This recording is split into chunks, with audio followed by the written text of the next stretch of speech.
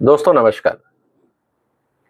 लगता है हिंदुस्तान में हर आम आदमी को शीश महल में रहने की आदत होती जा रही है। थोड़े समय पहले हमने देखा कि एक कट्टर ईमानदार आम आदमी जो आज दिल्ली के मुख्यमंत्री हैं, उन्होंने सारे कानून ताक पे रखकर टैक्स पेयर के पैसे से करीब 52 करोड़ रुपए अपने शानो शौकत के लिए खर्च कर दिए। सारे कानून तोड़े, टैक्स पेयर के पैसे का बेजा इस्तेमाल किया और ऊपर से सीना जोरी ये कि ये हमारा अधिकार है क्योंकि हम दिल्ली के राजा हैं। लगता है कि लोग राजनीति में सिर्फ टैक्स पेयर के पैसे पे ऐश करने या मजे करने आते हैं। पंचतंत्र में हमने सुना था कि भेड़ की खाल में भेड़िए। शायद आज की दुनिया में आप आम आदमी जो वोटर है उसको मूर्ख बनाइए, बड़ी बड़ी बातें करिए, ईमानदारी के बड़े बड़े वादे करिए और जैसे ही सत्ता मिलती है उसी जो वोटर है और जो उसमें टैक्स पेयर है उसको पूरी तरह से निचोड़िए ताकि आपकी जिंदगी में पूरी तरह से ऐशो आराम टैक्स पेयर के पैसे पे आप कर सकें। अभी का वाकया है, राज्यसभा के सबसे छोटे एमपी जो आम आदमी पार्टी के कट्टर ईमानदार मुख्यमंत्री के खासम खास हैं, और ये भी खबर थी, उनकी वाइफ का एक वीडियो आया था कि वो उनके दामाद बनने वाले हैं। उन्होंने एक बड़ी विचित्र डिमांड भारत के कोर्ट्स में और राज्यसभा सेक्रेटरीट के सामने कर दी कि मुझे शीश महल चाहिए। शीश महल का मतलब टाइप 7 जो अपार्टमेंट्स होते हैं जो रिटायर्ड या भूतपूर्व चीफ मिनिस्टर्स और गवर्नर्स के लिए एलोकेट किए जाते हैं, ये टाइप 7 उनको मिलते हैं। केंद्रीय मंत्री अगर कोई भूतपूर्व केंद्रीय मंत्री है तो उसको मिलते हैं। इन भाई साहब ने जो अभी पहली बार राज्यसभा के एमपी बने हैं, उम्र में और एक्सपीरियंस में सबसे कम है, उन्होंने दावा ठोक दिया कि टाइप 7 मेरे को चाहिए। उनको जो अलॉटमेंट होता है वो टाइप 6 का होता है। अब टाइप 7 में क्या होता है, पहले मैं उसकी जानकारी देता हूं और फिर मैं उस मुद्दे पे डिटेल में जाऊंगा। आप चाहें तो इस वीडियो को शेयर कर सकते हैं कि किस तरह से टैक्स पेयर्स के पैसे का दोहन होता है, मिसयूज होता है, और यही राजनीतिक लोग जो बड़ी बड़ी बातें करते हैं कि हम कट्टर ईमानदार हैं, हम जनता के टैक्स पेयर से कुछ नहीं लेंगे, हम लाल बत्ती वाली गाड़ी नहीं लेंगे, हम बंगला नहीं लेंगे, और आज शानो शौकत के लिए अपनी डिमांड कोर्ट तक लेके पहुंच जाते हैं। हकीकत यह है कि जो टाइप 7 बंगला होता है दोस्तों, उसमें 3 होते हैं सर्वेंट क्वार्टर, 2 गैराज होते हैं और बंगले के आगे और पीछे लॉन भी होता है, और उसमें एक ड्राइववे होता है, मतलब गाड़ी पूरी अंदर तक जा सकती है। ये स्थिति होती है टाइप 7 की। जो राज्यसभा एमपीज को, जो फर्स्ट टाइम एमपीज हैं या जनरली जो एमपीज आते हैं राज्यसभा में, उनको टाइप 6 मिलता है।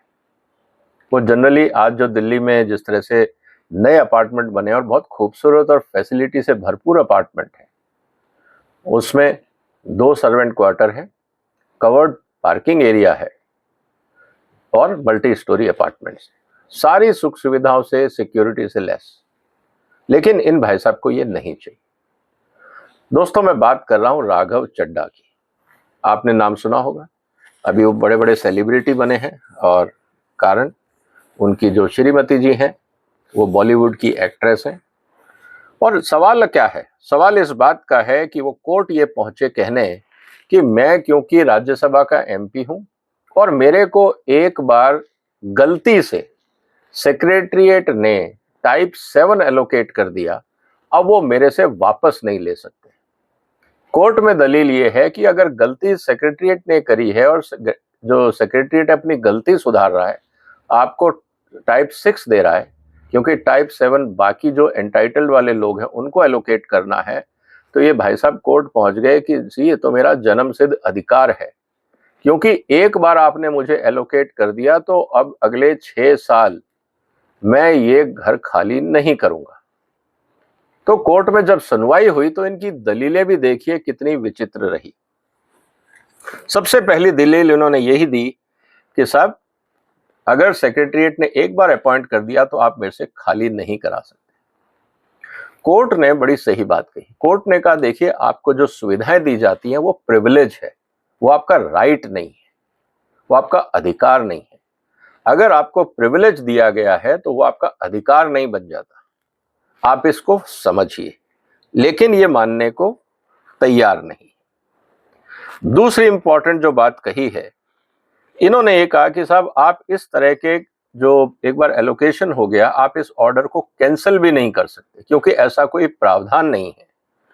तो कोर्ट ने कहा भाई साहब, this order deserve to be rejected, क्योंकि ये गलत ढंग से ऑर्डर पास किया गया है और आपका कोई वेस्टेड इंटरेस्ट नहीं है एकोमोडेशन में, और आपको कोई लाइसेंस नहीं मिल जाता कि आप टैक्स पेयर के पैसे पे मजे करें। इसके अलावा जब ये बात हो रही थी तो उन्होंने आर्ग्यूमेंट क्या कहा? उन्होंने आर्ग्यूमेंट ये दिया कि जो कोर्ट है वो बीजेपी के कहने पे मेरे अलॉटमेंट को कैंसिल कर रहा है। अब दोस्तों, मजे की बात क्या है?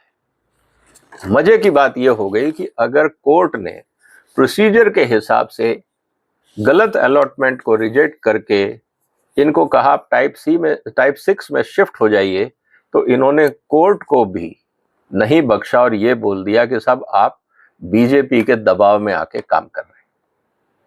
ये है इनकी रिस्पेक्ट भारत की न्यायपालिका के लिए। और ये वही लोग हैं जो कहते थे कि अगर आरोप भी लग जाए तो इस्तीफा दे देना चाहिए, जांच बाद में होती रहेगी। इनको सब कुछ मिला, लेकिन शीश महल में रहने की जो लालच है वो आम आदमी का नहीं जा रहा।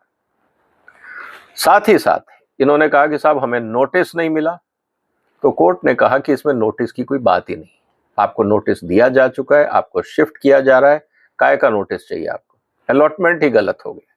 The court observed that Chadha fails to demonstrate that any urgent or immediate relief needs to be granted for which leave could be granted under section 80(2) of civil procedure code. किस बात का रिलीफ चाहिए? किस बात का आपको रिलीफ दें ताकि आप लंबे समय तक सरकारी खर्चे पे बड़े मकान में रह सके? कोई आपने आधार नहीं बताया। This is certainly an error apparent on the face of the record and same needs to be corrected. अगर एक बार सेक्रेटरीट ने गलती कर दी तो क्या उसकी सुधार नहीं होगा?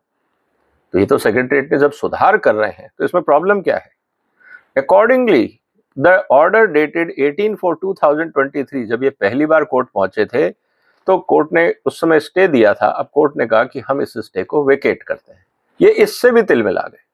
इन्होंने कहा साहब आप स्टे वेकेट कर रहे हैं क्योंकि आप पे बीजेपी का दबाव है। It added, since no urgent or immediate relief needs to be granted in the present suit, therefore the plaintiff is returned for presentation after complying with the requirement of section 80(1) of CPC।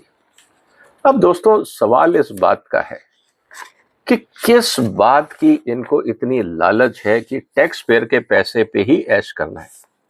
भाई, आप खाते पीते घर के हैं, आप 5 star hotel में lavish शादी करते हैं, पूरी दुनिया देखती है, करोड़ों रुपए आप खर्चते हैं। आपको बड़े घर में रहने का शौक है तो बनवा लीजिए ना, खरीद लीजिए, जैसा चाहे घर बनवाइए, कौन रोक रहा है?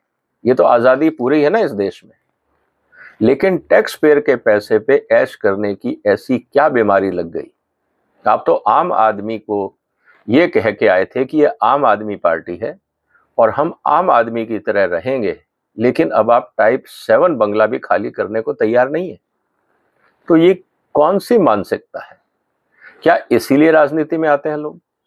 अपने आप को पढ़ा लिखा बोलते हैं, अपने आप को सभ्य बोलते हैं, लेकिन लालच की पराकाष्ठा ये है कि टैक्स पेयर के पैसे पे 6 साल तक ऐश करने का मन बना के आए थे। यही इनके गुरु ने किया। उन्होंने पूरा चीफ मिनिस्टर बंगला तोड़ के नया बनवा लिया, आसपास के बंगलों को शामिल कर लिया, एक शीश महल बना लिया। जब गुरु ने ऐसा किया तो गुरु तो इंस्पिरेशन है। अब उनका इंस्पिरेशन जो इनके होपफुली दामाद होते, जैसा इनकी मिसेस का एक वीडियो वायरल हुआ था इलेक्शन, पंजाब इलेक्शन से पहले, अब इनको भी आदत पड़ गई है शीश महल रहने की। दोस्तों, आपका क्या कहना है इस मानसिकता को लेकर? क्या हमारे पॉलिटिशियन सिर्फ क्या टैक्स पेयर के पैसे पे मजे करने आते हैं? क्या टैक्स पेयर के ऊपर इतना बोझ डालना उचित है? जिस देश में हॉस्पिटल में दवाइयां नहीं मिलती, एजुकेशन में डिपार्टमेंट में टीचर्स नहीं होते, बहुत सारी एसेंशियल सर्विसेज टाइम पे नहीं मिलती, उस देश में क्या हमारे मेंबर ऑफ पार्लियामेंट्स पे इतना खर्चा करना जरूरी है? क्या इस पे एक फिक्स लिमिट नहीं होनी चाहिए कि पर मेंबर पे टोटल कॉस्ट कितनी होगी? किस बात का खर्चा या किस बात के लिए ये हमारे ऊपर टैक्स पेयर के ऊपर बोझा बनने का प्रयास करते हैं? ऐसा क्या कंट्रीब्यूशन किया इन लोगों ने? सवाल इस बात का, अगर कंट्रीब्यूशन होता तो दोस्तों 1970 में चाइना और भारत दोनों जीडीपी एक समान थी, करीब 300 बिलियन के आसपास। आज चाइना 18 बिलियन पहुंच चुका है, हम 3.5 बिलियन, हमसे 5 गुना आगे पहुंच चुका है चाइना। और वहां डेमोक्रेसी नहीं है, वहां एमपीज नहीं है जो जनता के या टैक्स पेयर का खून चूसते हो अपनी ऐश के लिए। शायद यही कारण है, हम कुछ भी बोले डेमोक्रेसी में अगर किसी का फायदा हुआ है तो वो हुआ है पॉलिटिशियन का, टैक्स पेयर के पैसे पे ऐश करने को पूरा मिलता है। चाइना में शायद वो नहीं होता क्योंकि वहां डेमोक्रेसी नहीं है, इसलिए शायद वो देश तरक्की कर गए। अब सवाल इस बात का है कि क्या डेमोक्रेसी का मतलब सिर्फ टैक्स पेयर के पैसे पे ऐश करना है? आपका क्या कहना है दोस्तों? कमेंट बॉक्स में अपने जवाब लिखिए कि क्या होना चाहिए। क्या एक लिमिट होनी चाहिए कि टोटल खर्चा पर मंथ एक एमपी पे irrespective of designation, irrespective of seniority कितना होगा? हाँ, अगर वो मंत्री है उसको एक ऑफिस चाहिए कामकाज को सुचारू रूप से चलाने के लिए, दिया जाए। अगर आप एमपी हैं और अगर आपने एक भी सवाल पार्लियामेंट में नहीं उठाया तो आपको ऑफिस किस लिए चाहिए? और अगर आपको कॉन्स्टिट्यूएंसी का काम करना है तो आप क्लाउड पे कर सकते हैं, कॉन्स्टिट्यूएंसी में ऑफिस रखिए, एक पीएस आपको मिलता है, आप उसको रखिए। लेकिन पूरा तामझाम टैक्स पेयर के पैसे पे और काम कुछ नहीं, आपकी कॉन्स्टिट्यूएंसी में डेवलपमेंट नहीं, कुछ नहीं, तो ये सुविधाएं किस बात की? दोस्तों, मुद्दा गंभीर है, क्योंकि जब आम आदमी शीश महल में रहने का प्रयास करे, वो भी टैक्स पेयर के पैसे पे, तो क्या आप उसको डेमोक्रेसी कहेंगे या उसको डेमोक्रेसी का मिसयूज कहेंगे? अपने जवाब कमेंट बॉक्स में लिखिए। ये चर्चा महत्वपूर्ण है, इस वीडियो को शेयर करिए, इस चैनल को सब्सक्राइब करिए, क्योंकि ये जवाबदेही हमको लेनी पड़ेगी, जनता को जागरूक करना पड़ेगा। आपने वक्त निकाला, आपका धन्यवाद। फिर मुलाकात होगी एक और महत्वपूर्ण मुद्दे के साथ। फिलहाल वंदे मातरम।